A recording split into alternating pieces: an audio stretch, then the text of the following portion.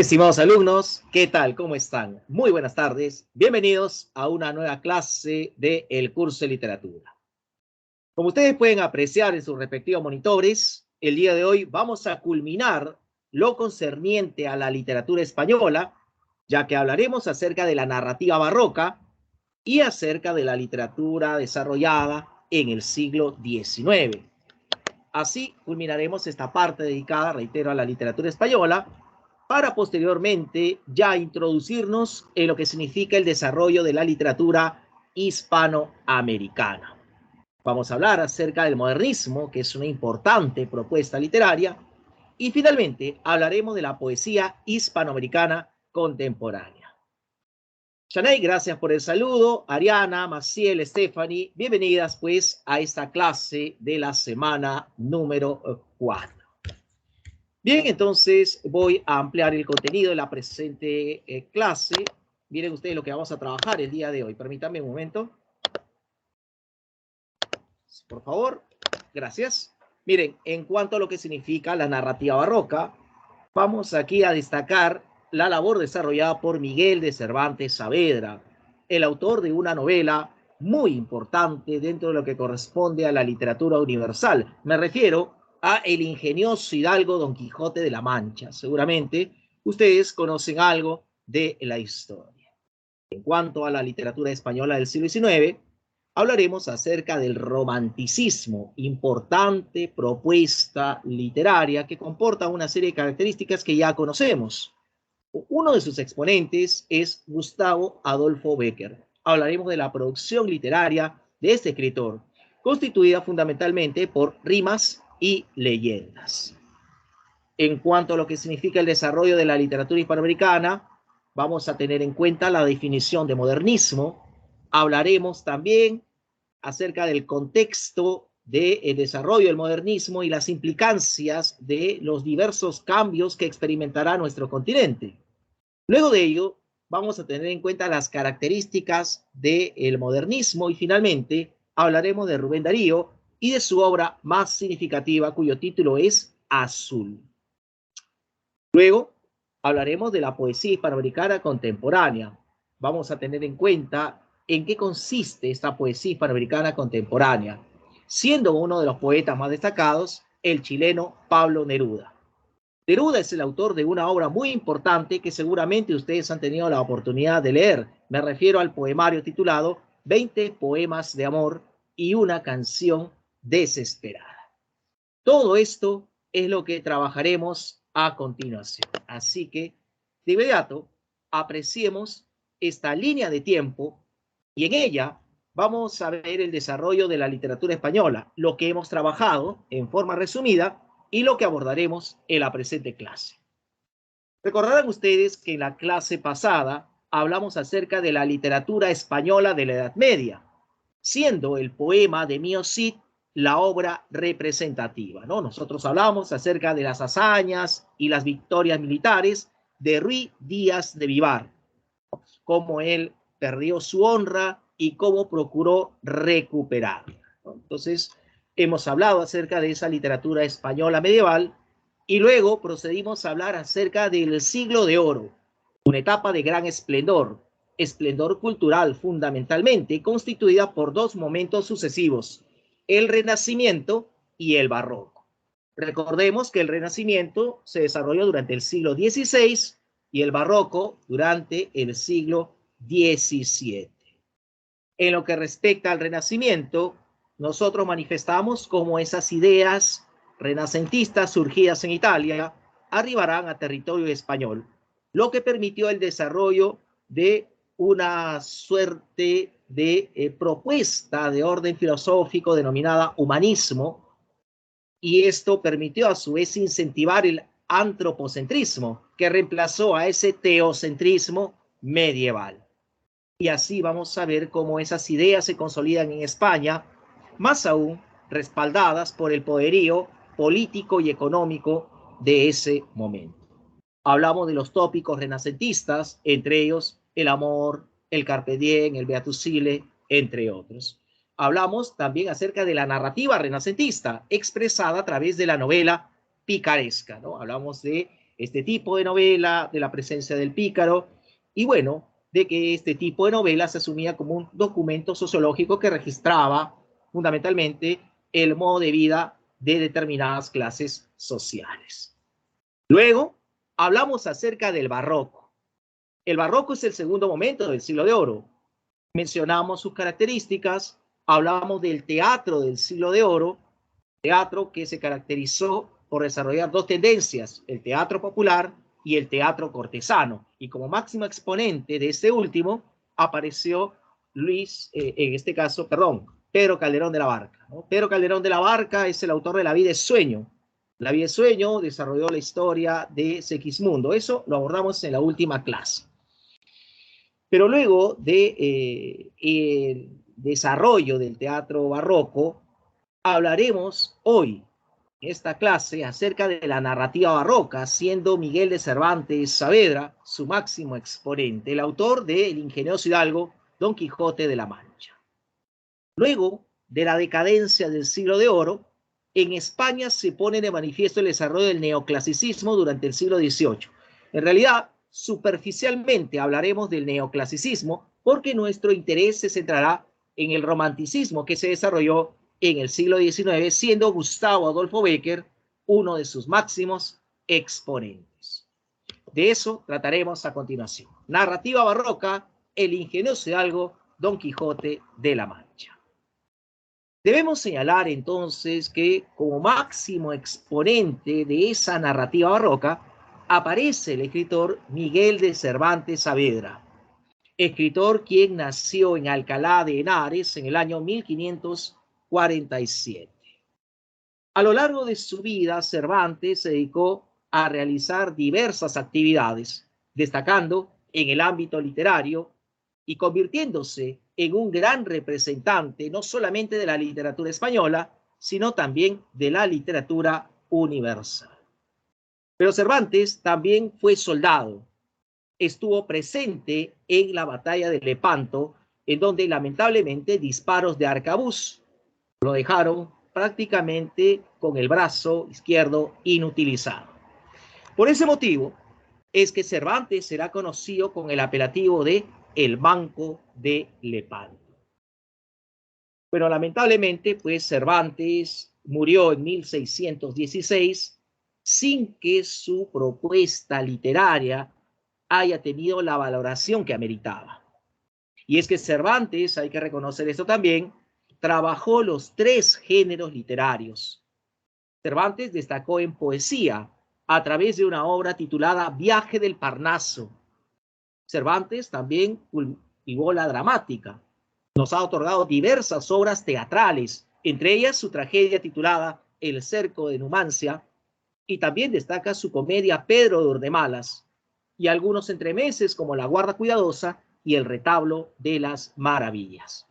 Sin embargo, lo más interesante de la propuesta literaria de Cervantes lo encontraremos en el desarrollo de la épica, fundamentalmente en el desarrollo de novelas. Aquí podríamos nombrar, por ejemplo, a La Galatea, una novela de tipo pastoril que fue a propósito la primera obra publicada por Cervantes. A La Galatea se le sumará, por ejemplo, la novela de tipo bizantino titulada Los trabajos de Persiles y Segismunda, y a ellas se le sumarán también 12 novelas ejemplares.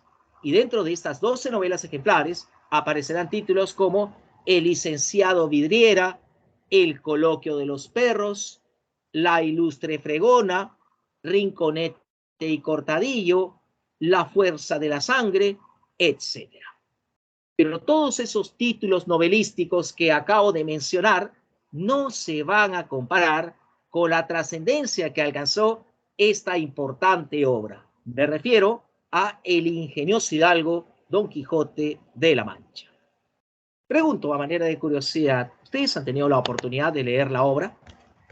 ¿Conocen la historia? ¿Alguna noción de ella tienen? Sí, creo que hay un par de voces que han afirmado ello, ¿sí? Entonces, creo que ustedes saben, creo que ustedes recuerdan que la historia gira en torno a un hidalgo llamado Alonso Quijano. Alonso Quijano vivía en una aldea de La Mancha al lado de una sobrina. También en su casa estaba presente una criada, un muchacho que realizaba pues alguna que otra actividad. Sin embargo, Alonso Quijano había adoptado de pronto la costumbre de leer, y fascinado él, esos libros de caballería. O sea, historias de caballeros andantes que experimentaban muchas aventuras. Y ya que en su casa poseía una gran biblioteca llena de esos libros de caballería. Y es así entonces como Alonso Quijano, de tanto leer esos libros, empezará a distorsionar la realidad, a confundir su entorno. Y entonces él se creerá uno de esos caballeros, uno de esos héroes de esos libros. Y entonces, adoptando el nombre de Don Quijote, saldrá por el mundo en búsqueda de experimentar esas muchas aventuras. Así podría resumir la historia que nos ha transmitido Cervantes. La obra está dividida en dos partes. La primera fue publicada en el año 1605 y la segunda fue publicada 10 años después, data del año 1615. En la primera parte se narran las dos primeras salidas efectuadas por el protagonista, de donde sale de su aldea ubicada en La Mancha. Mientras que en la segunda parte se narra la tercera y última salida realizada por Don Quijote. Entonces, conocido esto, apreciemos qué es lo que acontece en cada una de esas salidas. Alonso Quijano, quien será llamar Don Quijote de la Mancha, entonces sale de su aldea y lo primero que hace será arribar a una venta. ¿Qué es una venta? Es un lugar donde se ofrecen comidas a los viajeros. Es un lugar donde también uno se puede quedar a descansar. Una especie de posada. La diferencia entre la venta y la posada es que la posada está en la ciudad, la venta a lo largo de los caminos. Don Quijote, quien ha distorsionado ya la realidad, considera en su ficción, en su mirada ambigua, de que esa venta es un castillo. Y al llegar a esa venta, él pretende ser armado caballero. Y de hecho, vestirá una armadura. Entonces, ya armado caballero, buscará experimentar aventuras emulando a esos grandes héroes, como por ejemplo el Palmerín de Oliva, el Amadís de Gaula o el Tirante el Blanco. Y así entonces, lo primero que hace será socorrer a un campesino que estaba siendo azotado. Pero luego de socorrerlo, el propio Don Quijote experimenta pues una situación bastante compleja. Unos mercaderes toledanos lo van a apalear, pero entre esos mercaderes aparece un vecino suyo y este lo reconoce y lo obliga a retornar a su aldea en La Mancha. Entonces son algunas acciones que van a acontecer durante esa primera salida. Lo más importante, y ahí aparece referenciado, es que Don Quijote es armado caballero. En esta primera parte de la obra también se narra la segunda salida, pero aquí, ya en esta segunda salida, aparece el coprotagonista de esta historia. ¿Y quién es el coprotagonista? Un personaje llamado Sancho Panza. Se trataba de un humilde labrador, un hombre del pueblo, el cual fue convencido por Don Quijote para acompañarlo en sus múltiples aventuras. Así veremos cómo los dos personajes experimentarán pues, situaciones memorables, siendo una de las aventuras más reconocidas aquella que hace referencia a los molinos de viento, seguramente, ¿no? Ustedes recordarán, ustedes tienen noción al respecto. ¿Qué pasa con esos molinos de viento? Si acaso ustedes conocen la historia. ¿Alguien lo podría contar quizás? El Quijote los confunde con gigantes, ¿no? Exactamente, ¿no? Entonces, en esa visión distorsionada de la realidad, frente a Don Quijote aparecen molinos de vientos con sus grandes aspas. Mientras Don Quijote cree que son gigantes, Sancho Panza, su escudero leal, pues ve la realidad, y la realidad era que se trataba de molinos de viento, y a pesar de las palabras de Sancho Panza, Don Quijote arremete contra ellos, y el resultado pues es terrible, ¿no?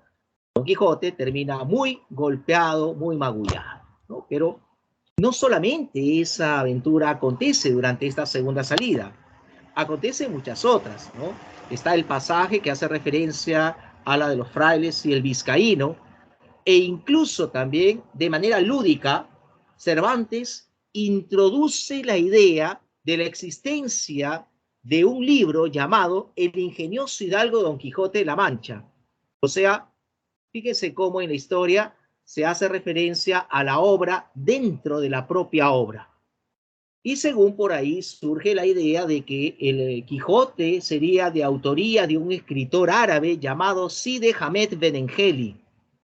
Y entonces vamos a ver cómo muchas veces se difunde la fama que ha adquirido el Quijote. Pero sigamos con esas aventuras, ¿no? Podríamos hacer referencia, por ejemplo, a la estancia entre los cabreros, las aventuras con los yangüeses, la llegada a una segunda venta, en fin, una serie de situaciones, como aquel episodio en el cual Don Quijote confunde a rebaños de ovejas como si fuesen grandes ejércitos dispuestos a luchar entre sí. Hay también referencia a otras situaciones, entre ellas la búsqueda del yelmo de Mambrino, o tal vez acaso la confección del bálsamo de Fierabras, o de repente también podríamos hacer referencia a la liberación de los galeotes, o entre estas la aparición de la princesa Micomicona y el encantamiento que experimenta Don Quijote, por lo que será llevado enjaulado por el cura y el barbero desde la ciudad de Montiel hasta su aldea en La Mancha. Entonces, acontecimientos que corresponden a esta segunda salida. Y como bien sabemos, en la segunda parte de la novela se narra la tercera y última salida de Don Quijote desde su aldea. Otra vez él ha de aparecer acompañado por Sancho Panza, y otras aventuras le esperarán a ambos personajes. Entre ellas, por ejemplo, se narra la llegada a la localidad de El Toboso. En El Toboso, Don Quijote por fin encuentra a la tan mentada Dulcinea, por quien decía luchaba y experimentaba una serie de situaciones. Él considera que una humilde labradora es esa Dulcinea, cuyo verdadero nombre es Aldonza Lorenzo. En fin, esto es materia de burlas, de risa, pero vamos, Quijote deja de lado todo ello porque él asume que es un caballero como los de antes. Hay otras aventuras también que experimenta Don Quijote, entre ellas, por ejemplo, el encuentro con la carreta de la muerte y el caballero del bosque. Está el episodio que hace referencia a la jaula de los leones, las bodas de Camacho, la cueva de Montesinos.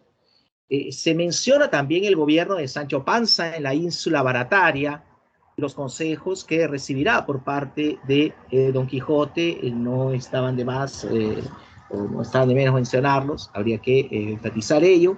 Y hay otras situaciones también, entre las cuales, por ejemplo, podríamos mencionar diversos contratiempos y situaciones bastante complejas que acontecerán con los personajes principales durante su llegada a localidades como Zaragoza y Barcelona. También se hace mención al episodio donde se menciona al personaje Ana Félix, también de la cabeza encantada, pero sobre todo, y ahí aparece referenciado, vamos a ver cómo se destaca la lucha suscitada entre Don Quijote y el personaje Sansón Carrasco, quien se hará llamar el Caballero de la Blanca Luna. Sansón Carrasco era un coterráneo de Don Quijote, quien tomará ese nombre para luchar contra el protagonista y tras vencerlo, lo obligará a regresar a su aldea en La Mancha. Como Don Quijote ha sido derrotado y es un caballero, acepta con hidalguía esa derrota, cumple su palabra y se pone de pronto de regreso viaja, retorno a su aldea. Pero durante ese viaje le esperan nuevas aventuras, entre las cuales destaca la visita realizada a los duques, personajes quienes se van a burlar de la locura de Don Quijote. Finalmente, este retorna a su hogar, pero con la salud bastante mal, o sea, estará enfermo y por más que ha buscado recuperarse, no podrá hacerlo. En estado convaleciente, entonces, Don Quijote empieza a ser el de antes, empieza a manifestar un comportamiento como cuando estaba cuerdo. Poco a poco recuperará la racionalidad.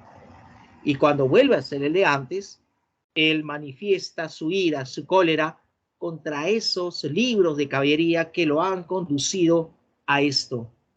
E incluso pretende él incendiar su gran biblioteca. Pero lo cierto es que Don Quijote ha recuperado la razón y un proceso contrario acontecerá con Sancho Panza.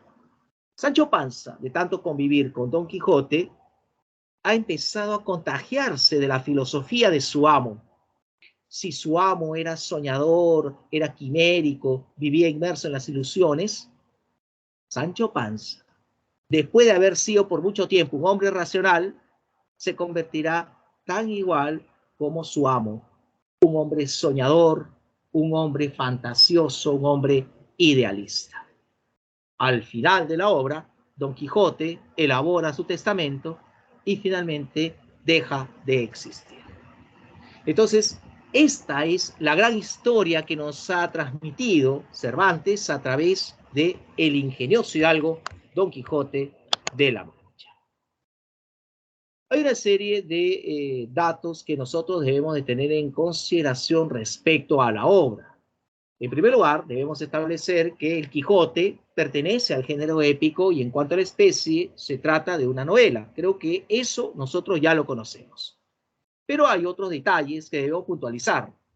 El estilo es netamente barroco y ese estilo barroco se expresa, por ejemplo, a través de rasgos muy elaborados. ¿Dónde encontraremos esos rasgos elaborados? Por ejemplo, lo vamos a poder encontrar en la historia intrincada que nos presenta el autor. Podemos encontrar esos rasgos muy elaborados en el lenguaje al cual Cervantes recurrirá para construir la historia o incluso en la construcción de los personajes.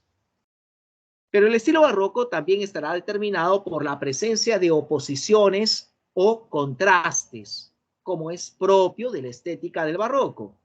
¿Qué tipo de oposiciones? Miren, locura y cordura, ser, parecer, realidad, ficción, culto, inculto, pobre, rico, etcétera, ¿no? Entonces, eso es lo que vamos a poder apreciar desde la perspectiva estilística netamente barroca. Pero en cuanto al lenguaje, apreciaremos cómo Cervantes ha recurrido a la armónica mezcla de tres variantes de lenguaje. En algún momento de la obra vamos a encontrar el lenguaje propio del narrador, es decir, de la voz enunciativa que cuenta la historia. Y a ese lenguaje del narrador se le sumará un lenguaje muy particular, el lenguaje señorial, que es típico de los caballeros andantes y precisamente es el empleado por Don Quijote. Una forma de expresarse muy singular. Y a esos dos o a esas dos variantes de lenguaje se le suma una más, ¿no? El lenguaje coloquial, que es típico de los sectores populares y precisamente será el empleado por Sancho Panza, ¿no? Sancho Panza muchas veces recurre a expresiones coloquiales, populares, refranes, etc. Así se expresa ese personaje. Entonces, a la mezcla de esas tres variantes de lenguaje, a la conjunción de esa variante, se le conocerá también como el estilo cervantino. Entonces, son algunos conceptos preliminares que debemos de tener en consideración con respecto a la obra. Hay también una serie de informaciones que nosotros debemos complementar. Por ejemplo, hay referencias geográficas presentes en el Quijote. Y es que en la novela se mencionan diversos lugares del territorio español. Yo les pregunto a ustedes un poquito de quizás bastante criterio podrá responder. ¿Cuál es el lugar que constantemente es mencionado en esta obra? Acabo de decir de que en el ingenioso hidalgo Don Quijote de la Mancha se mencionan diversos lugares del territorio español, pero hay un lugar especial, hay un lugar que frecuentemente es mencionado.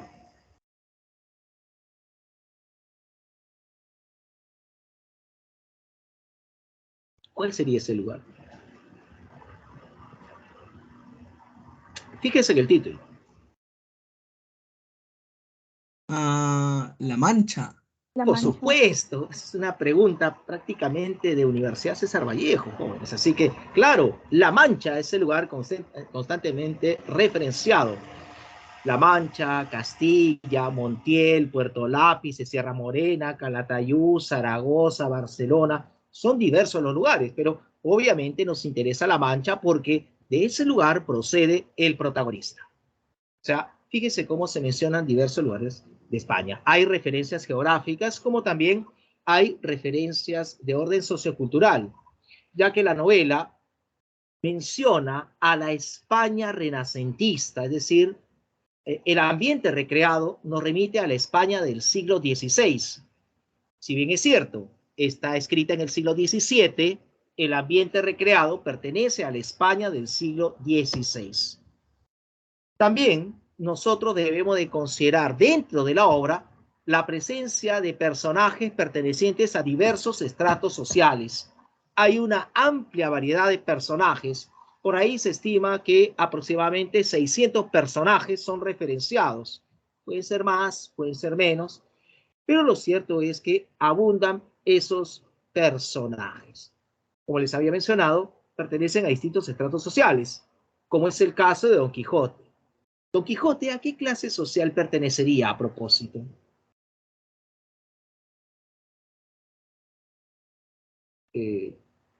¿Personaje de cierto nivel o un personaje de clase popular? ¿O Don Quijote y Sancho Panza pertenecen a la misma clase social? Creo que clase popular. En el caso de Sancho Panza, sí, a la clase popular, es un hombre del pueblo, es un labrador. Pero desde el momento que mencionamos que Don Quijote es un hidalgo, le estamos atribuyendo un título nobiliario, ¿no? Entonces pertenece a una clase superior, una clase alta, ¿no? Entonces hay diferencias de clases sociales entre los personajes principales, ¿no? Por mencionar a los diversos personajes, ¿no?, presentes en la obra. Pero en la obra también se exponen una serie de sentimientos.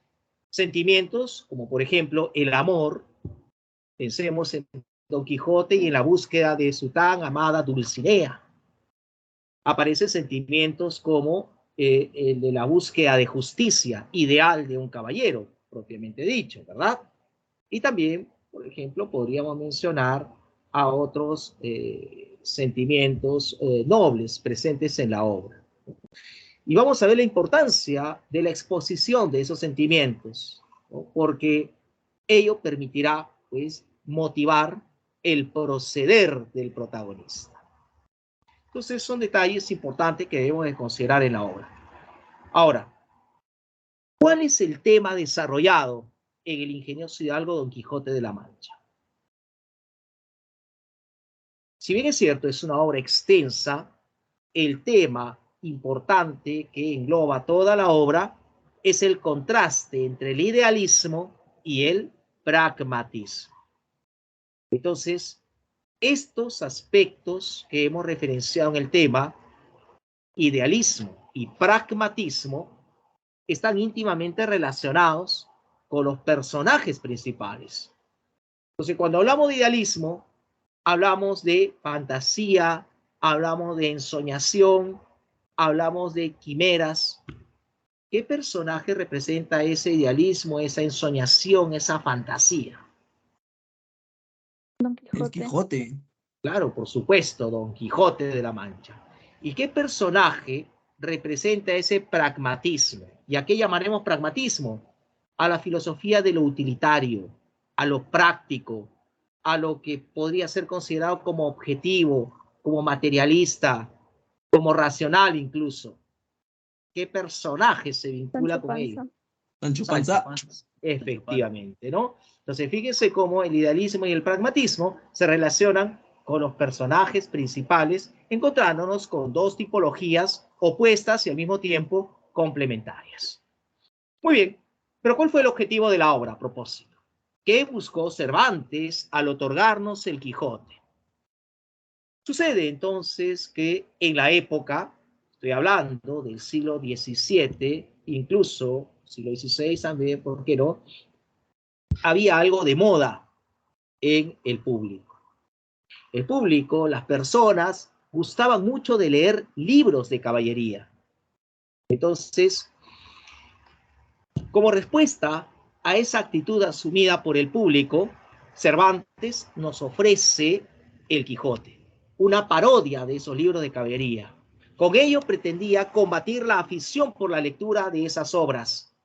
Y a pesar de que El Quijote se constituye como una parodia de esos libros de caballería, logra desarrollar personajes de gran complejidad. Y recordemos que el término complejidad es propio del barroco. Ahora, en la obra destacan pues estos personajes que hemos dicho, opuestos y complementarios, Don Quijote y Sancho Panza. Mientras uno es idealista y justiciero, el otro es racional y materialista. Mientras uno representa al mundo del espíritu, el otro representa al mundo de los sentidos. Y lo resumiremos, el soñador y el realista. O sea, vamos a atestiguar la presencia de dos tipos humanos eternos o dos tipologías eternas de personajes, opuestos y complementarios. Pero justamente la presencia de esos dos personajes permiten que la novela adquiera universalidad. El soñador y el realista está presente en todo momento, está presente en tiempos antiguos, en tiempos modernos, incluso ese conflicto que podría suscitarse entre el soñador idealista y el materialista y objetivo es algo que acontece dentro de cada persona. ¿Acaso no es cierto que en algún momento nosotros nos dejamos llevar por el idealismo, por la fantasía, por la imaginación, y en otro momento sí somos objetivos, somos realistas? ¿Mm? Entonces, a veces somos soñadores, a veces somos realistas, ¿no? Cito un ejemplo, ¿no? Sin herir susceptibilidades, ¿no? Pero, por ejemplo, yo me imagino que el 13 de junio del año pasado, ustedes, a eso de la 1 de la tarde, ustedes ya estaban imaginando, ¿verdad? De repente estar en diciembre desocupados, mirando televisión a las 5 de la mañana, siguiendo el mundial. Ustedes ya veían a Perú en el mundial, me imagino, ¿no? Estaban dejando llevar por la ensoñación, por la fantasía, goleamos a Australia, etc. Pero estaba la otra parte, ¿no? Habría que tener una mirada objetiva, ¿no? Cuidado con Australia, ¿no? Ellos tienen el juego inglés de repente. En fin, ¿no? Nos dejamos ya por la fantasía, pero nos dimos de pronto de bruces con la realidad. Perdimos.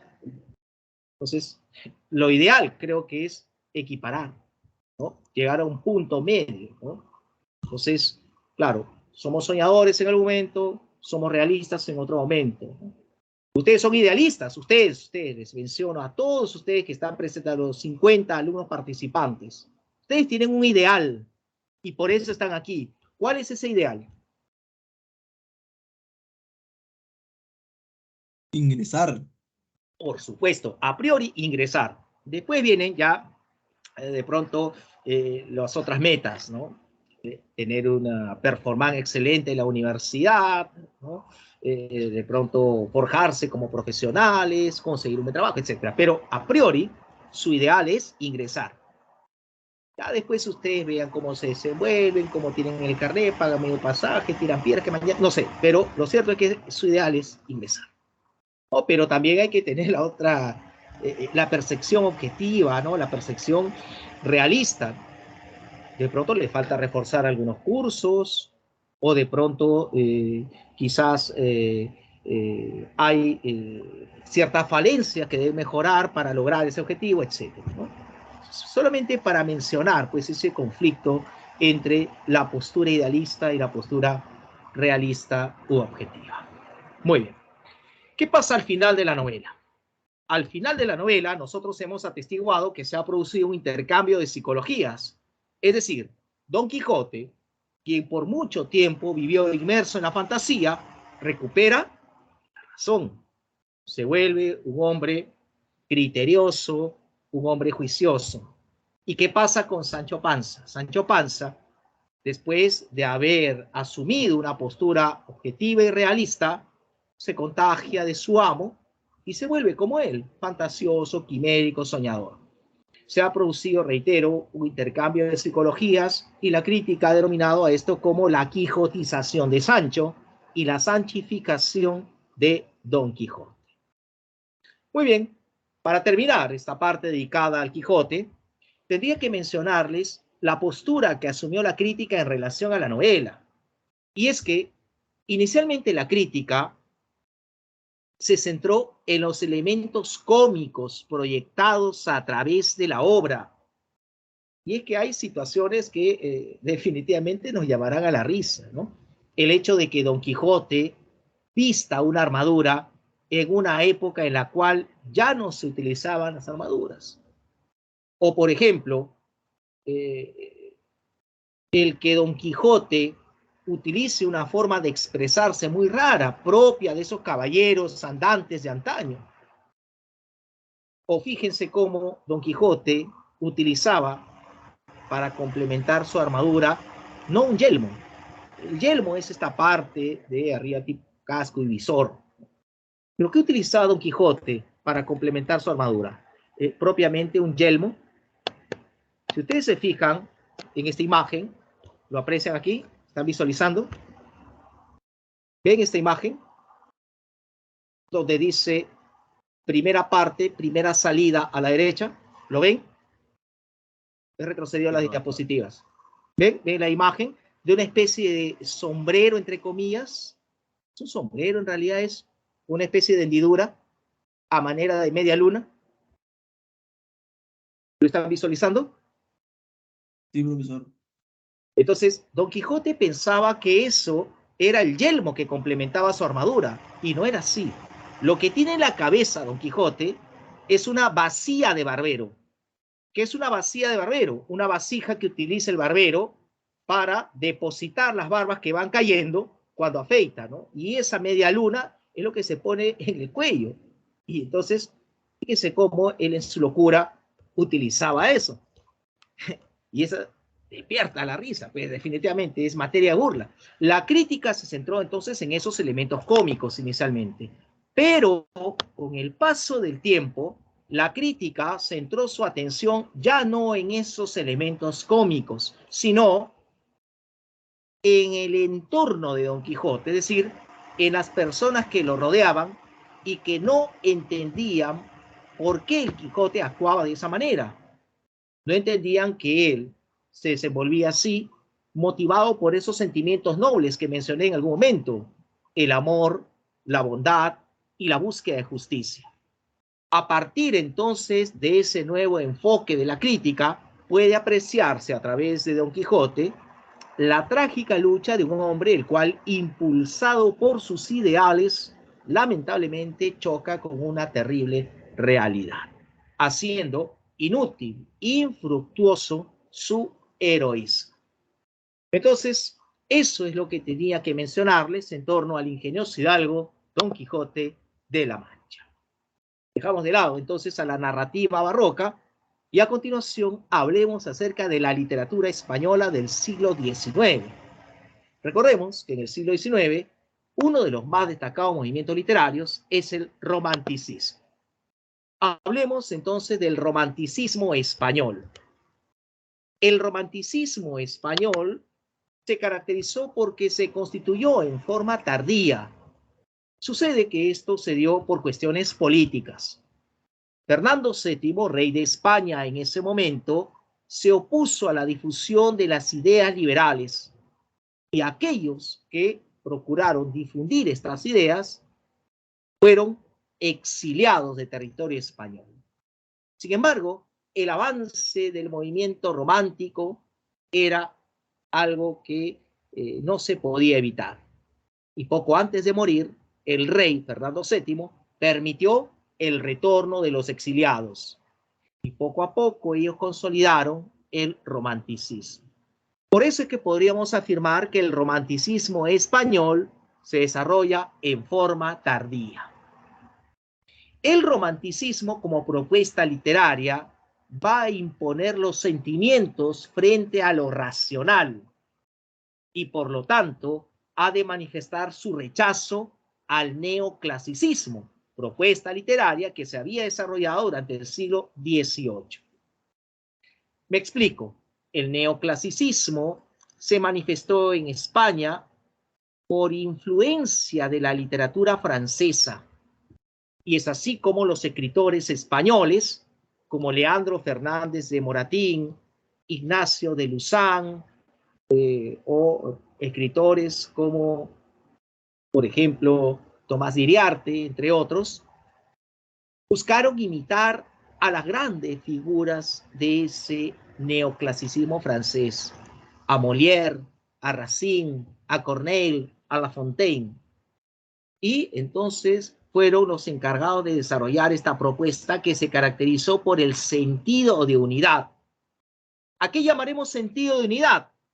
A adoptar un mismo criterio para enfrentar los excesos del barroco. Sentido de unidad. Respeto a las normas, reglas y preceptos. Autoridad preceptista, ¿no? Lo que se menciona de esa manera. O sea, la literatura neoclásica ofrecía normas y reglas que debían respetarse para la creación. La poesía, por ejemplo, no podía abordar cualquier tema. Temas románticos no eran aceptados. Temas filosóficos, sí, ¿por qué no? Temas didácticos, sí, pero no el tema amoroso. Había que respetar esa regla. Por ejemplo, en narrativa prevalecen las fábulas. Y obviamente, como tal, la fábula hacia el final debe ofrecer una enseñanza, una moraleja, finalidad didáctica. O sea, los relatos tenían la obligación de comportar esa finalidad didáctica. En el caso de las obras teatrales, también había normas que cumplir. Por ejemplo, el respeto a las leyes aristotélicas, espacio, tiempo, acción. ¿Qué significa esto? De que las obras teatrales deben desarrollarse en un solo lugar, unidad de espacio. Las obras teatrales deben desarrollarse máximo en 24 horas, unidad de tiempo. Las obras teatrales nos permiten la presencia de personajes de clases sociales diferentes que deben interactuar entre sí, unidad de acción. Entonces, eso es lo que vamos a poder apreciar. Las obras deben respetar esas reglas. Verosimilitud implica rechazo a la fantasía. Eso prevalecía en el neoclasicismo. Pero cuando se instaura el romanticismo, fíjense cómo se rompe con todo ello. Entonces, ¿qué caracteriza al romanticismo? Si en el neoclasicismo había primacía de lo racional, la razón por encima de los sentimientos, en el romanticismo los sentimientos se imponen a la razón. Hay normas y preceptos en el neoclasicismo. El romanticismo rechaza los preceptos, las normas, desconfía de la razón, tiende a la fantasía, etc. Entonces, vamos a ver cómo implica una ruptura radical con la estética neoclásica. Dicho esto, entonces, veamos a continuación cuáles son las características del romanticismo. Entre estas características aparece el culto al yo. Nosotros ya hemos hablado de esto. El culto al yo implica la exaltación de la propia personalidad, es decir, es una manifestación evidente de individualismo. El romántico se cree el centro de atención, el centro del mundo, todo debe girar ante él. El romántico asume es un ser incomprendido, un ser incluso poco valorado, por eso se aísla, por eso esa actitud solitaria del romántico. culto al yo. Ansias de libertad. Libertad es un concepto fundamental dentro del romanticismo. O sea, se busca la libertad de creación y esto significa dejar de lado normas, preceptos, reglas y también la libertad de pensamiento. Uno tiene entonces un libre albedrío para obrar, ansias de libertad, ¿no? Que se relaciona justamente con procesos emancipadores, con lucha de sublevación, etcétera. Angustia metafísica. Angustia es sinónimo de desesperación. Metafísico, meta, más allá, físico, más allá de lo físico. El romántico, entonces, como ya no le da crédito a lo racional, en cualquier momento se deja atrapar por cualquier fuerza de percepción sobrenatural y esto hace que recaiga en la más extrema angustia y desesperación. Y bien, si bien estamos hablando nosotros del romanticismo español, ¿podría acaso yo citar a Werther para explicar esta angustia? ¿Qué pasó cuando Werther conoció a Carlota? ¿Qué pasó en los días sucesivos? Él seguía tranquilo, disfrutaba de la vida como cuando estaba en contacto con la naturaleza, o de pronto su vida se volvió prácticamente desesperante al darse cuenta de que una mujer no iba a corresponder a su amor, al verla en los brazos de otro hombre. Entonces, ¿qué vivía Werther? ¿Tranquilidad o angustia? Angustia. Angustia, ¿no? Angustia, desesperación y metafísica también, porque recordemos que él se iba al valle de Walheim y apreciaba las cumbres, apreciaba los arbustos, el paisaje, y este se tornaba triste, ¿no? Que se relacionaba con el sentir del personaje, ¿verdad? Esa es la angustia metafísica, pues, angustia que va más allá de lo físico. Pero fíjense cómo relacionado a esa angustia metafísica aparece el concepto de lo infinito, un concepto que no era conocido por los clásicos. ¿Y a qué llamaremos lo infinito? Si los clásicos planteaban de alguna manera la racionalidad, lo infinito está relacionado con lo racional. Yo les pregunto, ¿se puede medir lo infinito? ¿Se puede entender lo infinito? No, profesor.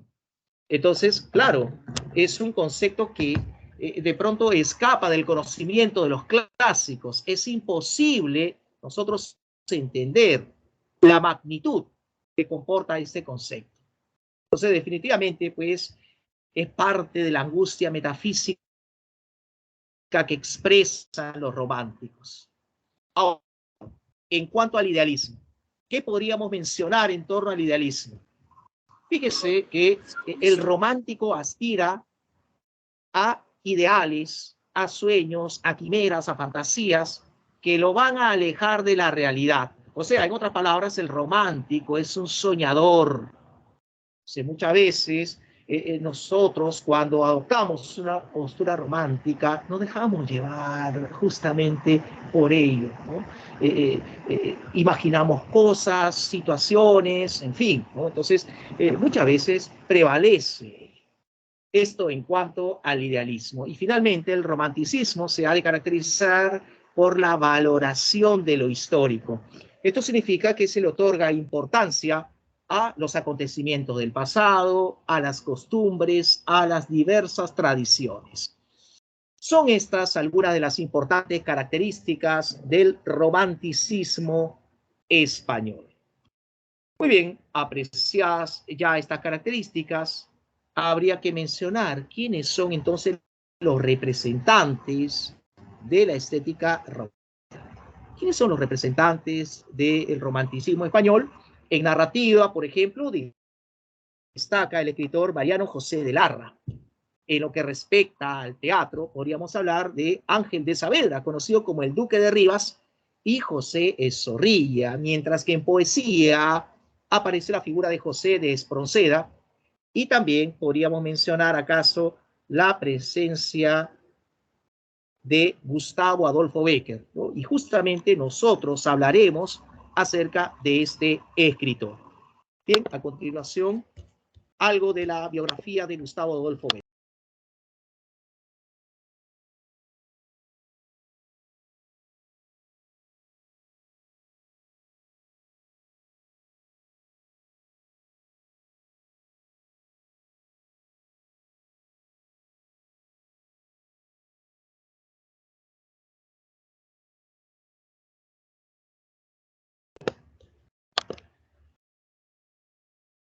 Bien, disculpen ustedes, tuve que realizar una llamada de improviso.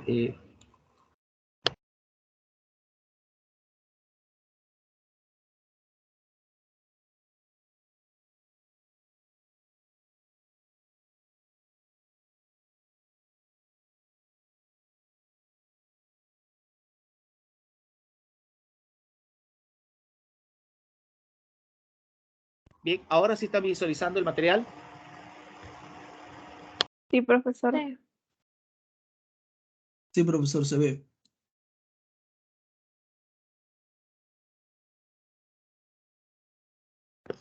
Perfecto, bien. Un segundo, por favor.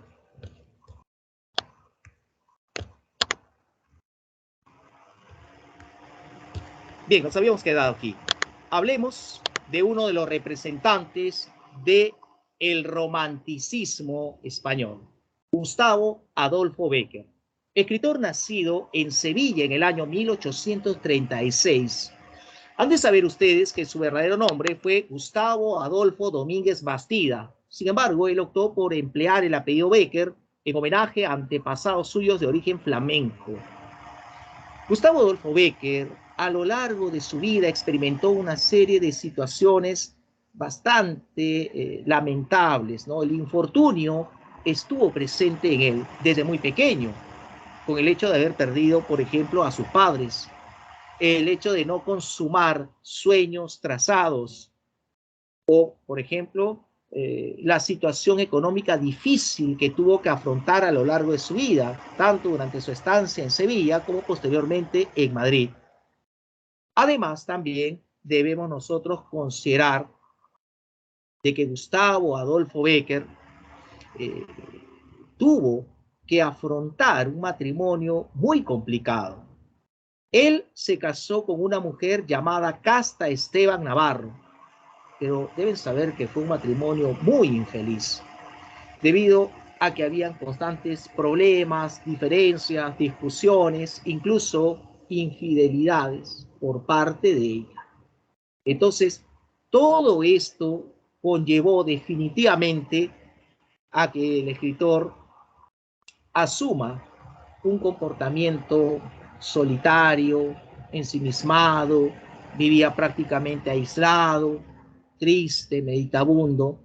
Pero si acaso algo llamó su atención, algo alegró su vida, fue no solamente el hecho de que hayan nacido sus hijos, sino que el haber conocido a una jovencita muy hermosa llamada Julia Espín. Julia Espín se convirtió en la inspiración para los poemas que nos ha otorgado Gustavo Adolfo Bécquer, poemas de temática amorosa muy reconocidos. Gustavo Adolfo Bécquer lamentablemente murió bastante joven. Él murió en 1870, víctima de la tuberculosis. ¿Qué nos ha otorgado como legado literario el escritor? Entonces, Bécquer nos ha otorgado obras en prosa, entre ellas, por ejemplo, podríamos hablar de Leyendas, Cartas desde mi celda e Historia de los templos de España. Sin embargo, destaca el hecho de haber escrito poemas que aparecieron publicados en diversas revistas. Tras su muerte, en 1871, se recopiló la mayor parte de esos poemas bajo el título de Rimas. Rimas se constituye como la obra lírica más destacada de Bécquer. ¿Por qué se caracteriza Rimas? Estilísticamente, Rimas nos ofrece una serie de poemas breves de gran sencillez formal. El tema central abordado por Rimas nos remite al amor idealizado. Y en cuanto a los otros temas son variantes del amor. Por ejemplo, podríamos hablar del deseo amoroso o del amor concebido como una ilusión imposible.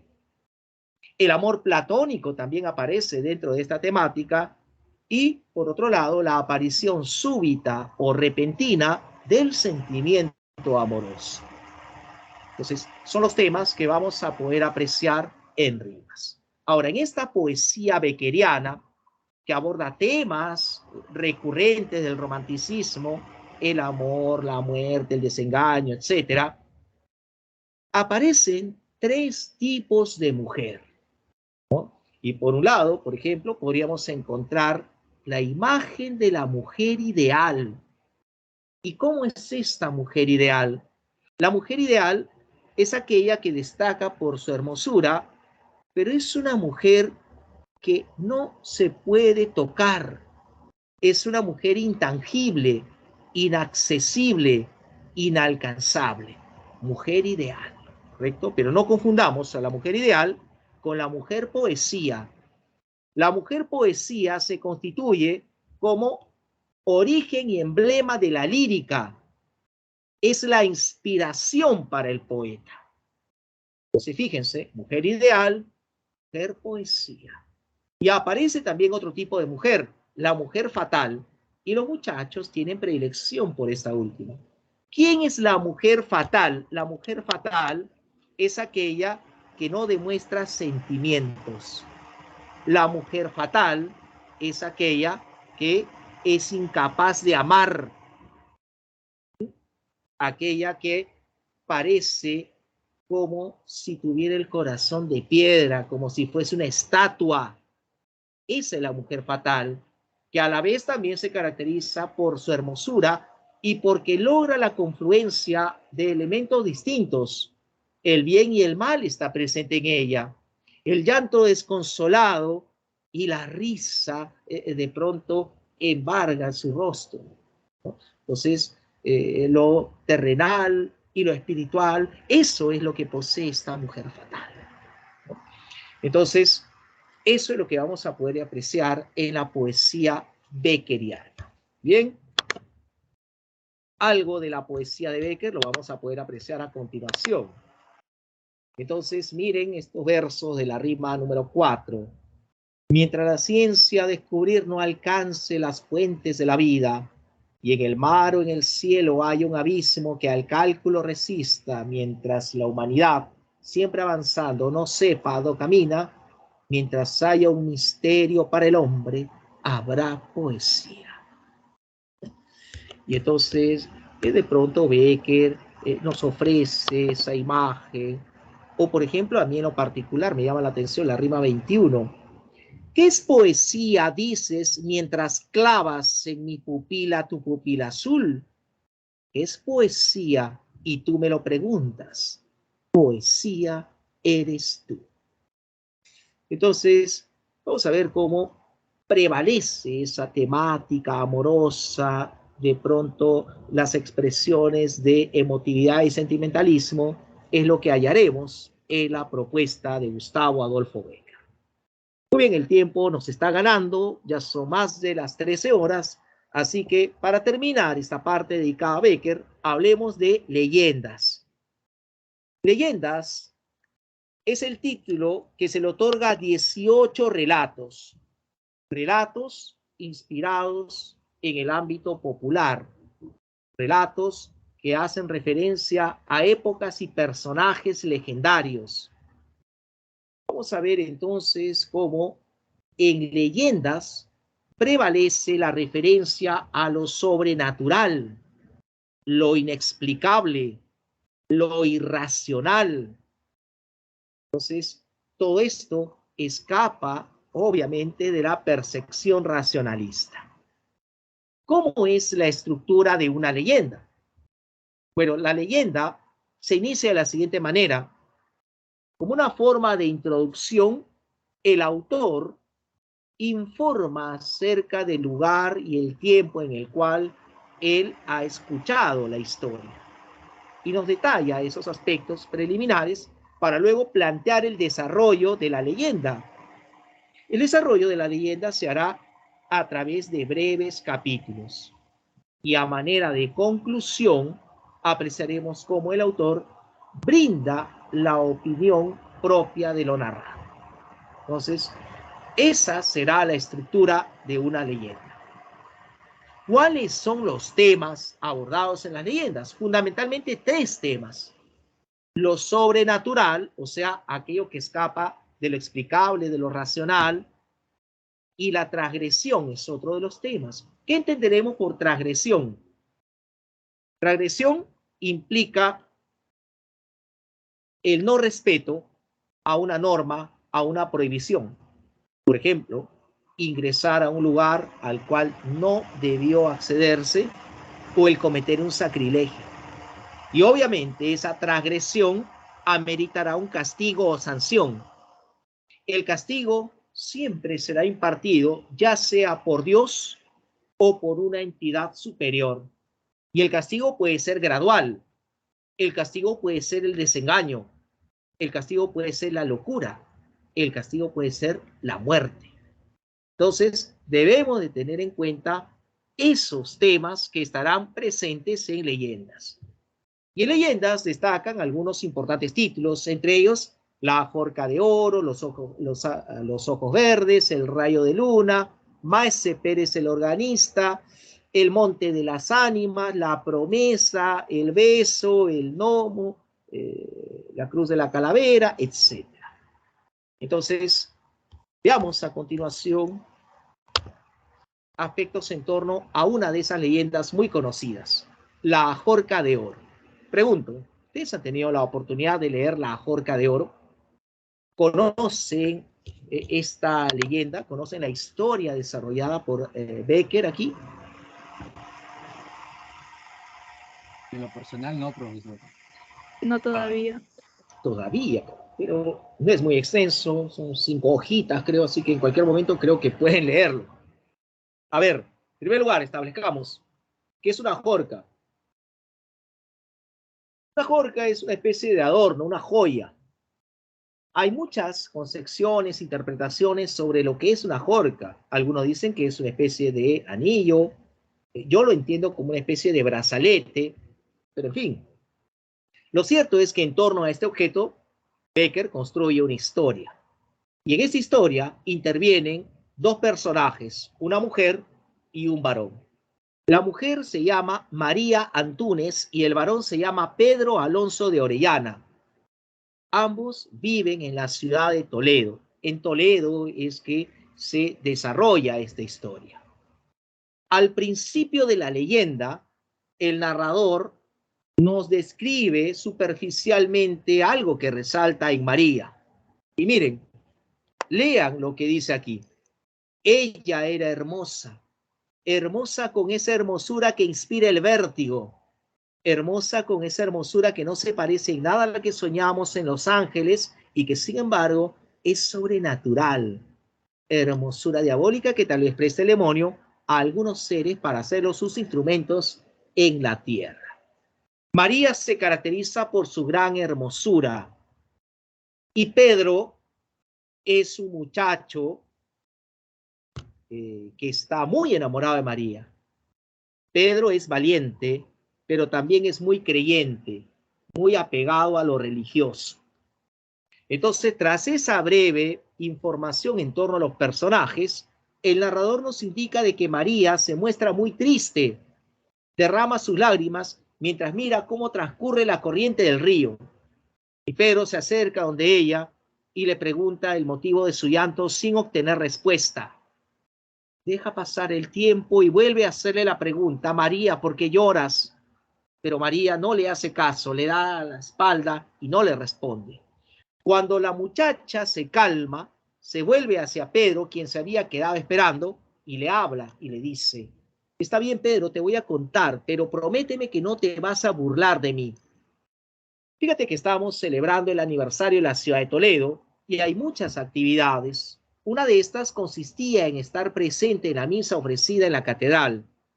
Estuve yo en el interior de la catedral rezando, cuando de pronto hubo algo que llamó mi atención. Levanté la mirada y frente a mí, entre las diversas imágenes que hay al interior de la catedral, Vi que una de ellas poseía una ajorca dorada con incrustaciones de piedras preciosas, y fue eso lo que llamó mi atención.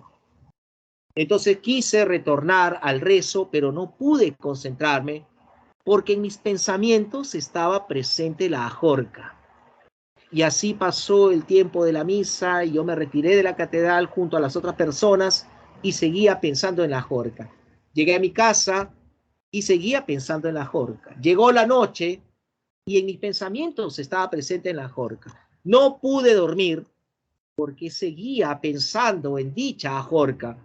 Y así avanzaron las horas hasta que poco antes del amanecer me ganó el cansancio y tuve un pequeño instante de ensoñación. Y en sueños se apareció la silueta de una virgen como la imagen del interior de la catedral, pero en realidad era una mujer parecida a mí, quien en sueños me habló y me dijo: María, María, escúchame bien. En tu vida podrás tener muchas joyas, pero una jorca como la que poseo yo, nunca la vas a poseer. ¿Escuchaste bien? Nunca, nunca, nunca, nunca. Y María se despertó y en sus oídos resonaban esas palabras. Nunca, nunca, nunca. Entonces evaluó la situación y se dio cuenta de que esas palabras eran verdad. Jamás poseería una joya costosísima y por ese motivo es que estaba llorando, porque se dio cuenta que eso era verdad. Entonces Pedro, como está muy enamorado de María, Pedro siente una gran impotencia de no poder ayudarle en ese momento. Y como es un hombre arrojado, decidido, valiente también, él está dispuesto a hacer lo que sea con tal de ver feliz a la mujer a quien ama. Seguramente muchos de ustedes, ¿verdad, jovencitos? Así que a propósito, vayan ahorrando para la siguiente semana. En fin, entonces vamos a ver cómo Pedro aprieta la empuñadura de su espada y le dice a María, decidido, María, ¿qué imagen poseía esa jorca? ¿Qué imagen del interior de la catedral la tenía? Y María le responde, la Virgen del Sagrario, le dice. Y Pedro, al escuchar esa palabra, dice, ¿cómo? La Virgen del Sagrario, la santa patrona de la ciudad de Toledo. Como diciendo en otras palabras, bueno, si es la santa patrona, yo no puedo hacer nada. Y esa es la impresión que transmite Pedro.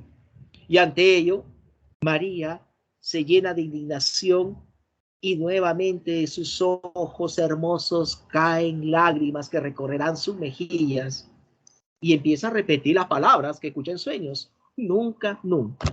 Entonces, esa actitud obviamente es una suerte de condicionante, ¿no? Como que condiciona a Pedro a que haga algo. Y efectivamente lo hará, puesto que el narrador después nos describe la estructura de la catedral, el amplio jardín que hay en las afueras de este, con altas palmeras, pero luego nos dice el narrador de que Pedro se encontraba afuera de la catedral ya muy tarde, casi era medianoche, ¿y qué hacía allí? Nos preguntaremos. Pedro estaba esperando que se retire la última persona de la catedral para él ingresar en su interior y cometer un sacrilegio. Cuando ya la catedral está vacía, él ingresa por el jardín, pero la atmósfera se torna bastante tenebrosa y lúgubre. Hay sombras que se proyectan, sonidos en cada pisada, o sea, todo lleno de misterio, imagínense. Pero para poder ingresar a la catedral, tras el jardín, había un piso de losas. Y se dice que debajo de esas losas habían tumbas de reyes y de obispos. Y Pedro empieza a caminar por ese piso, cuando de pronto él se percata que del suelo emana una mano cadavérica que empieza a agarrarle los pies. Y Pedro grita horrorizado. ¡Ah! Pero de pronto se da cuenta que no había nada. Todo era producto de su imaginación. Y se infunde valor y dice, adelante. Y entonces ingresa en la catedral. Bueno, no sé si ustedes habrán escuchado esto, pero yo sí lo he escuchado varias veces. Dicen, comentan por allí, que visitar un cementerio a medianoche es menos tenebroso que ingresar en una catedral, en una iglesia, a esa misma hora? No lo sé, nunca lo he comprobado, pero veamos qué aconteció con Pedro. Pedro entonces, en el interior de la catedral, busca la imagen de la Virgen del Sagrario, la encuentra por fin y se aproxima hacia ella. Pero como estaba dispuesto a cometer un sacrilegio, él cierra los ojos y le arrebata la ajorca que poseía esta imagen. Ahora ya la tiene consigo en su mano. Abre los ojos para poder salir de ahí, cuando en ese instante se percata de algo que lo va a horrorizar. Al interior hay otras imágenes de ángeles, de vírgenes, de monjes, demonios, etc. Y pareciera que esas imágenes hubiesen cobrado vida y hubiesen salido de sus respectivos pedestales, y todas estas han empezado a rodear a Pedro. Y Pedro se horroriza, siente temor porque ve que esas imágenes no tienen ni siquiera pupilas, y grita Pedro pidiendo ayuda. Recordemos, es medianoche y la catedral está vacía. Vuelve a gritar desesperado y sin recibir ayuda, al final Pedro termina desmayándose.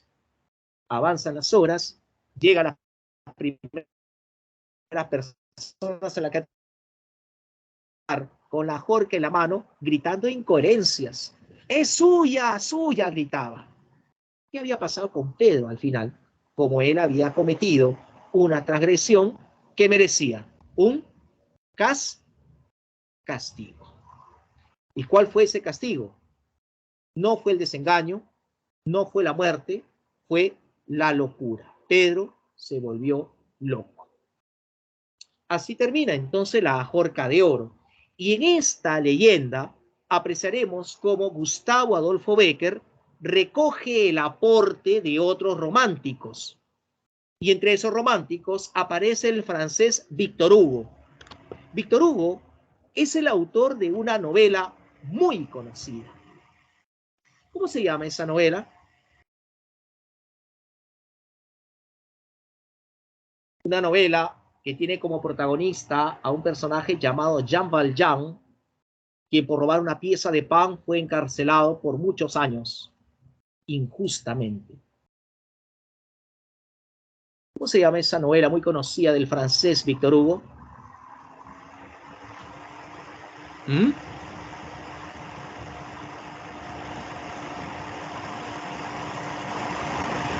Los Miserables. Los Miserables, correcto, ¿no? Seguramente ustedes se acordarán de diversos personajes, ¿no? Jean Valjean, el inspector Javert, Cosette, Marius, los Thénardier, en fin, ¿no? Pero sucede que Victor Hugo, quien también es autor de Nuestra Señora de París, también es el autor de una obra teatral llamada Cromwell. Y en el prólogo de Cromwell, Victor Hugo hace referencia a lo grotesco. ¿Qué es lo grotesco para Victor Hugo? Lo grotesco es una característica de los tiempos modernos. Lo grotesco permite establecer una mezcla insólita. Lo bello, que se relacionaba con lo armónico y lo sublime, ahora puede vincularse con lo feo, lo deforme con lo gracioso, el bien con el mal. Y bajo entonces la perspectiva de la estética de lo grotesco, Bécquer construye el personaje María. ¿Qué es lo que caracteriza a María? Físicamente hablando, su hermosura. Pero ¿cómo es tildada esta hermosura? Ahí bien dice el fragmento, ¿verdad? Es sobrenatural, hermosura diabólica. O sea, lo bello relacionado con lo demoníaco. O si quieren verlo de otra manera, fíjense cómo el personaje María externamente, físicamente, es hermosa, ¿verdad? Es hermosa y eso aparece referenciado aquí. Pero interiormente, ¿cómo es María? Según lo que ustedes han leído. Ustedes hagan una evaluación y menciónenme cómo es María, según lo que han escuchado. Muy ambiciosa. Ambiciosa, correcto. Muy bien, ¿qué más? ¿Solamente ambiciosa? Ambiciosa, caprichosa, excelente. Muy bien, ¿qué más? Sigan, sigan. Vamos. Ambiciosa, caprichosa, manipuladora, inescrupulosa, interesada, tóxica, como quieran. Entonces, eso determina fealdad, de personalidad que contrasta con la belleza externa. Ahí también se manifiesta lo grotesco. Muy bien, entonces cerramos esta parte dedicada a la literatura española. En realidad me he extendido bastante porque tengo que hablar acerca de la literatura hispanoamericana y me queda un poquito más de media hora. Así que, literatura hispanoamericana, modernismo hispanoamericano, características. Rápidamente, entonces, hablemos acerca del modernismo y de su importancia. El modernismo, estimados alumnos, adquiere trascendencia porque es el primer y único movimiento literario surgido en Hispanoamérica hasta ahora. O sea, todos los movimientos literarios han surgido en Europa, ¿verdad? Pero el modernismo surge aquí y su influencia será determinante no solamente a nivel continental, sino que esa influencia también se hace perceptible en la literatura española de fines del siglo XIX e inicios del siglo XX. Precisamente, el modernismo se va a desarrollar entre los años 1880 y 1920, ¿sí? En términos cronológicos aproximados. Como propuesta literaria, el modernismo se va a inspirar en motivos de la realidad y los va a sensibilizar recurriendo a elementos como la luz, la música y el color, propiciando un discurso lírico y a la vez musical. Así vamos a definir al modernismo. ¿En qué contexto aparece el modernismo? En un contexto que nos remite a importantes cambios socioeconómicos en la región. Sucede que las sociedades tradicionales del continente se van a ver impactadas por procesos de modernización de carácter capitalista.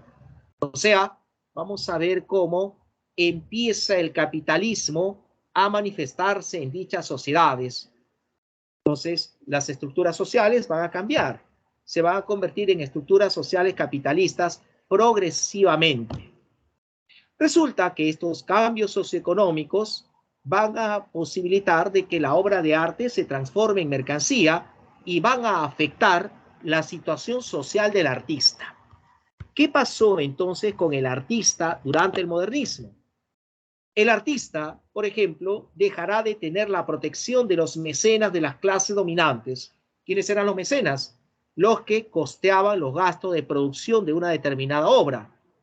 Entonces, el artista, al ya no tener ese respaldo económico, debe valerse por sí mismo, por lo que su obra entra a competir en el mercado artístico. Sin embargo, esto será insuficiente para sobrevivir. Por eso es que se dedicará a otras profesiones, a otras actividades para poder subsistir. El periodismo, la enseñanza y la diplomacia serían algunas de estas profesiones. Ante todo ello, el artista se va a sentir marginado por una sociedad que no lo comprende y es más, lo margina, una sociedad dominada por el afán de lucro. Entonces, ante esta situación, el artista, como respuesta a esta marginación, se volverá elitista, asume una postura de rechazo hacia el gusto vulgar y se va a consagrar al arte, estableciendo que su actividad es especializada. Esto es lo que acontece entonces con el artista durante el modernismo. Veamos a continuación las características del modernismo. El modernismo, en primera instancia, se caracteriza por el cosmopolitismo. Llamaremos cosmopolitismo al interés que sienten los artistas, los escritores, los pintores, etcétera, por las corrientes más recientes de la cultura europea y norteamericana.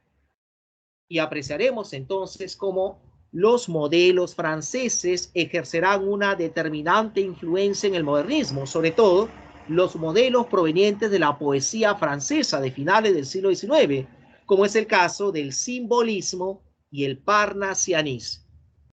El simbolismo, por ejemplo, interesa a los modernistas por su valor musical y, en el caso del parnasianismo, por ese culto a la belleza clásica. ¿Sí? Entonces, son elementos que encontraremos, a fin de cuentas, en la literatura modernista, ¿no? Musicalidad y belleza y referencia al mundo clásico. Ahora, sincretismo es otra de las características. Se define como la síntesis y asimilación de los diversos aportes en búsqueda de la modernización de la literatura hispanoamericana. Entonces, si el cosmopolitismo presta atención, el sincretismo ya incorpora esos aportes. Hispanoamericanismo. El hispanoamericanismo busca establecer una relación fluida y dinámica entre las diversas literaturas a nivel continental y al mismo tiempo busca ser representativo de Hispanoamérica con un espacio sin fronteras, es decir, un espacio supranacional con identidad propia. Entre las características también aparece el esteticismo, vinculado con el concepto de belleza, exaltación de la dimensión estética o artística, en otras palabras, culto a la belleza. Los modernistas se encargarán de transformar cualquier experiencia cotidiana en una experiencia ligada a la belleza. El exotismo es otra importante característica. ¿A qué llamaremos exotismo? Exotismo, en este caso, es la consecuencia de lo que experimenta el artista. Sabemos muy bien que el artista no se siente a gusto ante estos cambios que experimenta la sociedad. Es más, se siente marginado por ella. Es una realidad difícil, es una realidad compleja. ¿Qué propone entonces el artista del modernismo? Propone huir, escapar de esa realidad que lo afecta. Entonces propone una fuga, una evasión de la realidad, no física, sino expresada a través de su arte. Propone entonces la búsqueda de belleza en mundos lejanos, espacialmente hablando y temporalmente hablando. Entonces busca la belleza, por ejemplo, en culturas muy alejadas a la nuestra, las culturas orientales. Busca la belleza del mundo mitológico, lejanos en el tiempo. Entonces, a eso llamaremos exotismo. Cuando ustedes se encuentren, por ejemplo, la referencia a un palacio, a princesas, reinas hermosas, eso es exotismo. Cuando ustedes se encuentren referencias a animales como un tigre de Bengala o camellos que no pertenecen a nuestra realidad, a eso llamaremos exotismo. ¿Entienden? Entonces, vamos a tener en consideración estas características que se complementan con la musicalidad, el colorido, la elegancia, el erotismo, la idealización del paisaje, etc. Ahora, ¿cuáles son los discursos del modernismo que van a destacar? Básicamente tres: el ensayo, la poesía y la narrativa. El ensayo modernista se caracteriza por abordar temas como la identidad de América Latina y la literatura y el arte, ¿no? Destacando aquí la labor de escritores como el uruguayo José Enrique Rodó y el cubano José Martí. En cuanto a la poesía modernista, fue esta la que obtuvo mayores logros, mayores éxitos, ya que los poetas se encargaron de incorporar novedosas formas métricas, como es el caso del alejandrino, el verso de 14 sílabas métricas, que triunfará en la poesía modernista.